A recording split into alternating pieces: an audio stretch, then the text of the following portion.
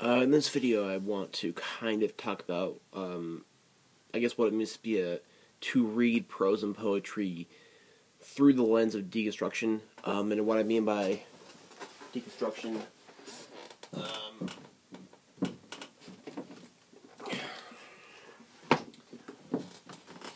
these books are books by Jacques Derrida. This is like my entire collection of Derrida's works. Access Literature, Limited Incorporated, the Reader, Between the Blinds, Dissemination. And these we have The Gift of Death, of Grammatology, Speech of Phenomena, and Writing Difference. So I guess what it means to to read things deconstructively, or I guess this book is probably the best book to have for that, because I kind of view this book as like a what you need, I guess, or what you need to kind of to deconstruct philosophy or literature. But I guess the whole thing I'm kind of concerned with here in this video is what it means to read prose or poetry deconstructively, and I'm going to talk about a bit about what Derrida says, as well as my whole take on that as to what that would be. Currently in prose, I'm reading Ernest Hemingway's For Whom the Bell Tolls, and I've read quite a bit of Vonnegut, and that book is the first book I'm reading of Hemingway. And in poetry, I'm reading Wallace Stevens, which I just started, and I've read some Billy Collins, but I wasn't too interested in that. Lawrence Ferlinghetti, which is really good, I think. Gary Soto, and of course, my favorite so far is John Ashbery. And then I think what should also be noted is Poe. It's like all of his stuff in one book. That's kind of what I'm reading right now, and I haven't really started reading poetry until recently. I've always read prose of some sort, but I just recently started reading different kinds of poetry. And Ashbery, I would say, is this is like a selected poems of his, and I guess Ashbery is a bit of what you would call a postmodernist, or a postmodernist poet, and I guess what it means to read what it means to read prose and poetry with a deconstruction lens, or reading it deconstructively, is first off to not take any, because people who read Poe, if you read Poe, then there's going to be given any one story of his, say the Telltale Heart. If people given that one story, there's going to be one canonical interpretation as to how that is to be thought of, or there's one canonical, and I say canonical because it's like the authoritative and for sure interpretation as to what Poe is saying, and as to what that story means, or what Poe is trying to say, or what the story is as a whole. And given readers of Poe, or of Hemingway, or Steinbeck, or any big classical literature writer, there are people who have read those guys and interpreted them, and that the people have written secondary works on them, or Vonnegut. There's a book about how to understand Vonnegut out there. That's kind of, and there are works about every classical author that kind of tells you how to understand it, or what he's saying, or how to understand a certain thing, or what to think about it. So first of all, what is deconstruction? Deconstruction is a very complex thing, and I have many videos on Derrida's work.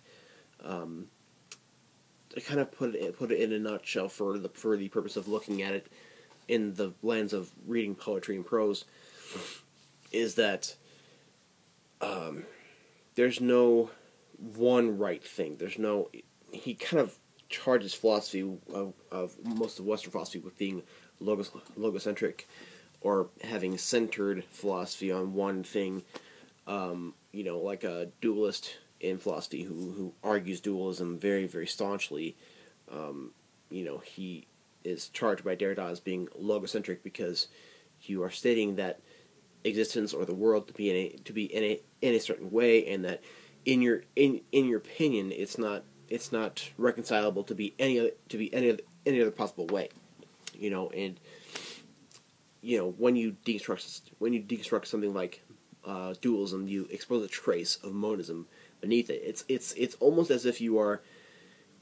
It's almost as if when you are arguing dualism, you are alluding to monism. It's almost like that.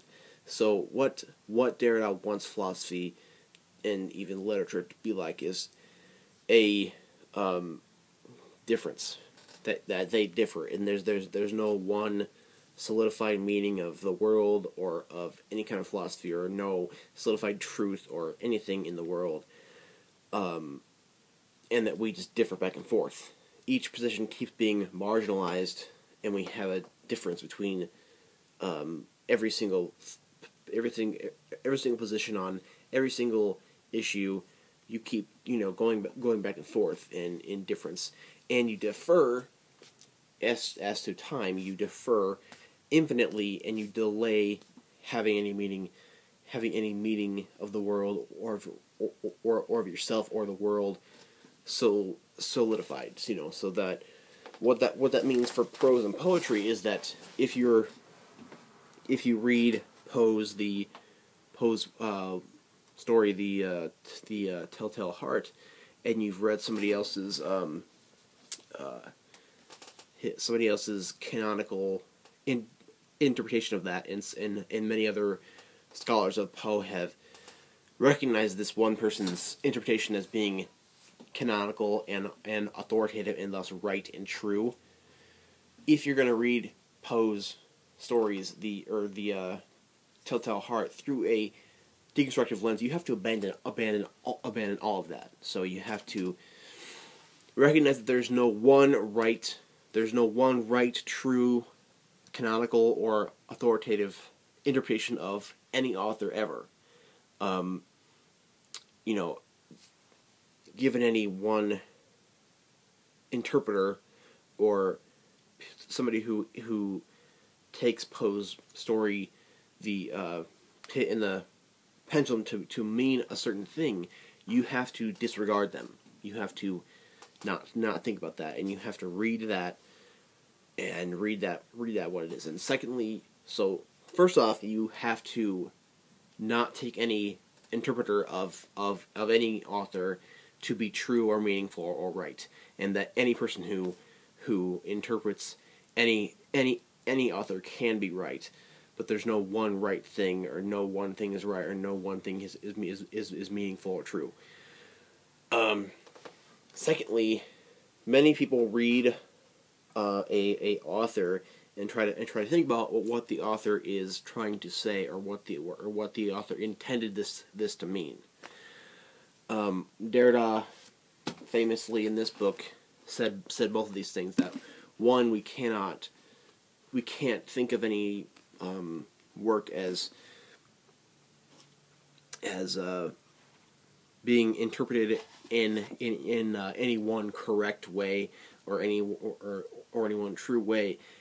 And secondly, we can't try to think about what the author was meaning or trying to say. You cannot, when you read Poe's The Telltale Heart, you can't think about what Poe wanted to say, or what Poe was trying to intend, or what Poe was trying to say about the world. And you can't read Gary Soto, or you can't read Lawrence Ferlinghetti and try to figure out what that one author was trying to say with that work. So I guess and you really can't read anything and try to think about what he was trying to say. You have to you have to take the text as it is text only. Think of the text as it is isolated from its author.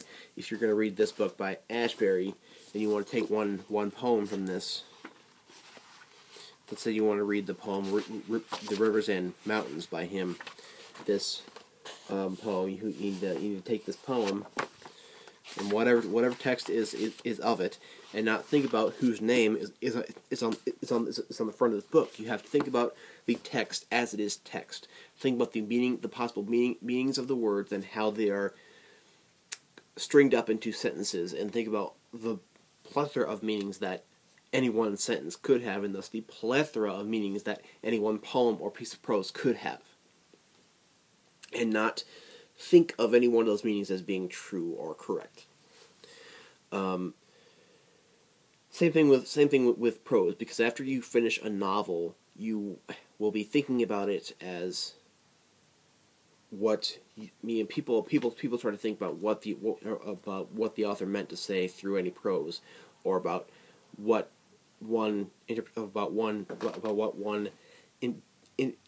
interpretation is right, or if you finish prose and you think, well, I'm pretty sure that because of the impression I got that this is supposed to mean so and so. That isn't right either, because you have to take it as for what it is, as the many meanings that it could have given the text that it is, and nothing more. So that's really it. That is what it means to deconstructively read prose in poetry. And prose, I would say it's kind of harder to do this, because prose, you take the meaning of the whole thing as a whole, and you don't take every sentence and every single word and sentence. In poetry, it's going to be a short little thing. It's not going to be that long. Like this poem, this is what the poem is of this one poem by Ashbery. That's what it is, and the poems are usually way shorter. Well, always way shorter than any prose is. So poems you can kind of really just break down into their possible meanings, and also you have to, and also one thing that doesn't matter too much to this is that you can't think of writing or speech to confer meaning any more than the other, because Saussure thought that writing confers more meaning, or more of the transcendental signified than does speech, and Rousseau thought that speech conferred more meaning of the transcendental signified than did writing. And in this book, Derrida just trashes all of that and takes all of that down. So that's my whole take on that. And I'm reading lots of different things right now, and that is the way I read things, because I personally I agree with Derrida entirely on everything. Okay, I am a total deconstructionist, and I plan on, after I get my PhD and everything, writing books in honor of Derrida. So, if you have any questions, or you think that something should be added to talking about the deconstructive reading of prose and poetry, definitely comment below, because whenever you comment, I get an email. If your comment is constructive, then I will always respond. Thank you.